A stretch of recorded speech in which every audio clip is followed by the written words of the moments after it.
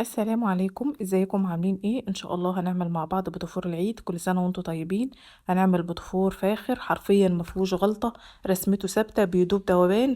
البوتفور بتاعنا هش وكمان ناعم في نفس الوقت. هنعمله بدون ماكينة، وكمان هقولك سر التسوية المظبوط في فرن البوتاجاز عشان يطلع اللون بتاعه حلو ويكون زي بتاع المحلات والجاهز واحسن بكتير. كمان هقولك المقادير بالجرام وبالكوباية علشان لو مش متوفر عندك ميزان. كمان مستمرين في نوائم العيد، عملنا مع بعض الكحك وكان ممتاز. وكمان البسكوت بالنشادر في المكنة كان اللهم بارك، والغريبة كانت ممتازة جدا. النهاردة كمان هنعمل مع بعض البوتفور، حاجة كده ما شاء الله ما شاء الله تحفة. حرفيا هينافس اي بوتفور ممكن تشتريه من المحلات.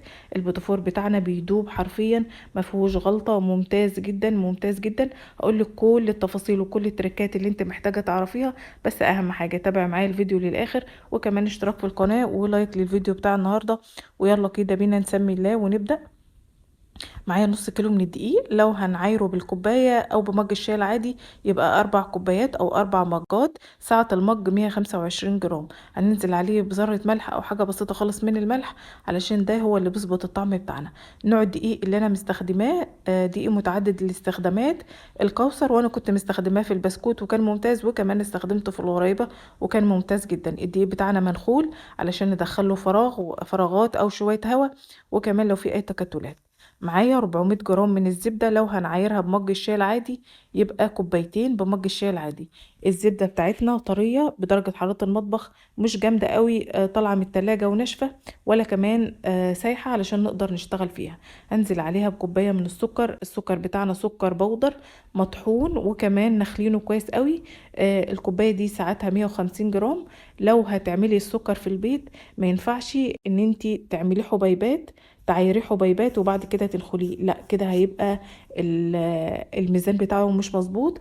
الافضل ان انتي تطحنيه وبعدين تعيريه في الكوبايه وتنخليه، علشان لو في اي تكتلات او في اي حاجه يسهل عليكي الشغل، ويكون ممتاز معاكي ويكون مطحون ناعم جدا. وبلاش ان انت تشتريه من بره، لان اوقات كتير بيبقى مغشوش بالنشا. فالافضل ان انت تستخدمي سكر بودر في الوصفه دي ويكون مطحون في البيت. تمام كده. هنشتغل بالمضرب الكهرباء، ولو مش متاح عندك مضرب كهربائي ممكن تشتغلي بمضرب يدوي، ولو مش متاح برضك عندك مضرب يدوي ممكن تشتغلي بايديكي. كان زمان امهاتنا واجدادنا بيشتغلوا بايديهم وبينعموا الزبدة والسكر وكان بيطلع ممتاز. هننزل ببيضة ونص. البيضة في بيضة فيهم كاملة، يعني البيضة بالصفار والبياض بتاعها، وبيضة تانية الصفار بتاعها بس، علشان البيتفور بتاعنا يكون ناعم وفي نفس الوقت يكون بيدوب حرفيا. وتكون الوصفة ممتازة، يبقى نستخدم بيضة ونص. وعشان احنا استخدمنا بيض يبقى لازم ننزل بفانيليا، وانزلي بالبيض بتاعك ده يعني واحدة واحدة. اضربي البيضة الأولانية لحد ما تلاحظي ان هي اختفت، وبعدين انزلي بالبيضة التانية. البيض بتاعنا بدرجة حرارة المطبخ، ما ينفعش ان هو يكون طالع من التلاجة. لو طالع من التلاجة هيخلي الزبدة بتاعتنا تخرز، وكمان هيخليها تفصل. عشان احنا استخدمنا بيض يبقى لازم نستخدم فانيليا. ممكن لو متاح عندك فانيليا سائلة استخدميها، بس ممكن تغير معاكي لون البوتفور. انا بحب استخدم فانيليا بودر، بتفرق معايا شوية وبتخلي لون البوتفور ثابت. تمام. الخليط بتاع الزبدة بتاعنا ضربناه، ومع كل ضربة بننزل الجوانب علشان كل المكونات تختلط وتتجانس، واصبح لون الزبدة بتاعتنا كريمي، واحنا محتاجين القوام ده والشكل ده. زي ما انتم شايفين بعد كل ضربة وضربة بنزل الجوانب علشان نتأكد ان كل المكونات زي بعضها والخليط متجانس مع بعضه، وكل حاجة ممزوجة مع بعضها. الخطوات سهلة وبسيطة، وهسيبها لك ان شاء الله في صندوق الوصف علشان تتابعيها بالجرام وبالكوبايه. هبدأ ان انا كده اضرب ضربة اخيرة علشان اتأكد ان كل حاجة تمام وكله تجانس مع بعضه، وكده القوام اللي انا محتاجاه واللون الكريمي اللي انا محتاجاه. هنزل بالدقيق بتاعي المنخول وعليه ذرة الملح. وزي ما احنا عارفين ان البوتفور مش بيحتاج مواد رافعة زي البيكنج باودر او البيكربونات الصوديوم او الحاجات دي. فاحنا اعجنيه عادي، ما تخافيش، مش هياخد منك اي حاجة، ومش هيشد معاكي ولا يطلع له عرق. تمام. زيه زي الغريبة، بيعتمدوا على ضرب الزبدة او السمنة علشان توصل للقوام الكريمي، وهو ده الاساس في عمل البوتفور او الغريبة. تمام كده. هلم بس المكونات بتاعتي علشان الدقيق ما يتطرش، وهبدأ ان انا اشتغل بايديا علشان اشوف ملمس العجينة وقوامها. العجينة بتاعتنا طرية مش ناشفه قوي. ولو حسيتي ان هي يعني تقيله معاكي قوي ولا حاجه، ابدأي ان انت تشتغلي بايديكي. ولو لا قدر الله لاحظتي ان ال الزبدة بتاعتنا اتطردت من الدقيق، فاعرفي ان الدقيق بتاعك مش كويس، او انتي زودتي قوي في ضرب الزبدة، او الزبدة بتاعتك ما كانتش يعني ما كانتش جامدة زيادة، او ما خدتش وقتها في التلاجة. فدخلي الخليط بتاعك تاني التلاجة لحد بس اما يشد مع بعضه ويبدأ ان هو يتماسك شوية، وابدأي ان انت لميه. البيتفور بتاعنا مش بياخد عجن، انا بس بحاول الم المكونات بتاعتي. وممكن تستخدمي في المرحله دي الاسباتيولا. انا لما حسيت ان هي خلاص بدات تخش في المرحله اللي انا عايزاها، لميت بالاسباتيولا. كده القوام اللي انا محتاجاه او اللي انا هشتغل. تمام كده. معايا بقى البلبله اللي انا هشتغل بيها، السنون بتاعها مقربه من بعضها شويه. ولو حابه ان انت تشتغلي باي حاجه تانية تمام، بس دي اللي هتديكي شكل الورده الحلو، وهتكون الخطوط بتاعها مقربه شويه من بعضها. تمام كده. معايا الكيس الحلواني ده، وممكن تشتريه من اي حد. اي حد بتاع مستلزمات حلويات او ادوات منزليه بيبقى موجود عنده. هبدا ان انا انزل الخليط. ولو انت برضو زي ما قلت لك حسيتي ان الزبده بتاعتك بدات تسيب العجينه وتطلع، حاولي ان انت تدخليها التلاجة، لان هيكون الجو حواليكي حر. وحاولي ان انت تحطي كميه قليله شويه في كيس الحلواني، علشان سخونيه ايدك هتخلي الزبده تسيح منك. وابدأي ان انت تشتغلي. الصينيه بتاعتي مش مدهونه اي ماده دهنيه، لان البيتوفور بتاعنا واخد حقه في المواد الدهنيه. فمش محتاج ان انت تدهني الصينيه بتاعتك. ابدأي ان انت كده ارسمي الوردة، وحاولي ان انت تخلي الشكل كله واحد وكلهم قد بعض.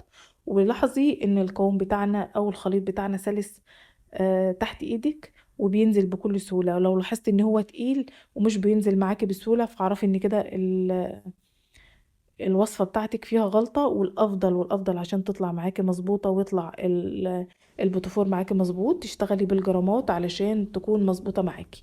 تمام كده. هشتغل كل الصواني. أنا عملت يعني نص الخليط بالكاكاو، ونصه سادة. عملت 3 صواني سادة، وهعمل ال3 صواني التانيين بالكاكاو. معايا كده معلقة ونص من الكاكاو الخام، وهنخله علشان بيكون فيه تكتلات. المعلقة ونص دول حوالي 30 جرام. دايما انخليهم علشان يطلعوا معاكي مظبوط. الكاكاو اللي انا مستخدماه كاكاو اسباني خام غير محلى. هو ده اللي هيديكي الطعم، وهيديكي الطعم الحلو للبيتفور. تمام. هبدأ ان انا بس الم الكاكاو كده بالمكونات. وهتلاحظي ان العجينة بتاعتك بدأت تتقل وكده اختلفت، لان هي كانت الاول الزبدة كانت مظبوطة على قد الدقيق. بس احنا كده زودنا دقيق، او زودنا كاكاو. فهنزل بايه؟ هنزل بمعلقه زبده. والزبده بتاعتنا برضو بدرجه حراره المطبخ، علشان تسهل معاكي ان انت تلم الخليط بسهوله. المعلقه دي حوالي 10 جرام، يعني مش كتير ولا حاجه. وهنبدا ان احنا نلم، واصبح الخليط كله سهل علشان تقدري تشتغلي بيه في القمع، وينزل معاكي بكل سهوله. معايا الصينيه بتاعتي مش مدهونه برضو باي ماده دهنيه، لان زي ما قلت لك العجينه بتاعنا فيها المواد الدهنيه كفايه، فمش محتاجه ان انت تدهنيها. هبدأ كده ان انا اصب او ارسم الوردات بتاعتي او الروزوتات بتاعتي زي ما انتم شايفين، وخلي كل الوردات او الروزوتات شكل واحد علشان يطلع معاكي مظبوط في التسوية. ودايما اعملي واحدة مختلفة علشان هي اللي هتطلع معاكي، او هي اللي هتعرفك التسوية المظبوطة للبيتفور بالشوكولاتة. تمام كده. خلاص كده كله جاهز واصبح جاهز معايا. لو المطبخ بتاعك سخن قوي، اركني الصواني في جنب علشان ما يسيحوش معاكي او يطردوا السمنه او الزبده بتاعتهم. الفرن بتاعنا شغال مسبقا، ودي اهم خطوه، علشان لو بارد البوتافور هيطرد الزبده بتاعته ومش هيكون مظبوط. لو سخن هيطلع معاكي مظبوط. تمام كده. الشوايه هتشغليها بس في اخر دقيقتين علشان ياخد لون معاكي، وما تضغطيش عليه قوي في الفرن، علشان لو فرش معاكي هيبقى البوتفور او الوصفه مش مظبوطه معاكي. تمام كده. التسويه بتاعه الفرن مشغل مسبقا على درجه حراره. انا كنت مشغلاه على درجه حراره 180. دي يعني متوسط، لا هو بارد قوي ولا هو سخن قوي، علشان لو سخن قوي مش هيكون مستوي معاكي من جوه. ولو بارد قوي هيطرد السمنه او الزبده بتاعته ومش هيكون مستوي. دي من الخطوات اللي انت تتبعيها. البوتفور طالع معانا اللهم بارك زي ما انتم شايفين. التسوية بتاعته مظبوطة، القاعدة بتاعته مظبوطة، اللهم بارك. هو بيبدأ يظبط نفسه في الفرن، بتحسي في البداية بلمعة وبعد كده بتلاقيه بدأ يبيض وبيخش في مرحلة التسوية. هتلاقي القاعدة بتاعة البوتفور بدأت ان هي تاخد لون يعني ذهبي من تحت كده، يبقى اعرفي ان هو كده خلاص استوى. هتبدأي ان انت تشغلي الشعلة بتاعك من فوق عشان بس ياخد لون ذهبي حلو زي بتاع المحلات كده وما يكونش مختلف عنه. وهتبدأي ان انت تطلعي البوتفور بتاعك وتركنيه على جنب. تمام كده، خطواته سهله وبسيطه جدا، وهسيبها لك برضو زي ما قلت لك في صندوق الوصف عشان يطلع مظبوط معاكي. هنبدا في مرحله التزيين لو انت حابه تزينيه، ولو عامله كميه كبيره بلاش ان انت تزينيه كله علشان البتفور بيكون زبده، والزبده دايما بتطر الحاجه او بتنعمها. هبدا كده زي ما انتم شايفين، حابه تحط شوكولاته في النص تمام مفيش مشكله، مش حابه هتبداي ان انت تساوي كل اتنين مع بعض، وتبدأي ان انت تنزليهم في الشوكولاتة، شوكولاتة بيضة شوكولاتة غامقة. وده هيكون للأكل على طول لو انت هتزيني الكمية كلها. لو عاملة كمية كبيرة زي ما قلتلك، الأفضل ان انت ما تزينهاش علشان هو بيطرى بسرعة.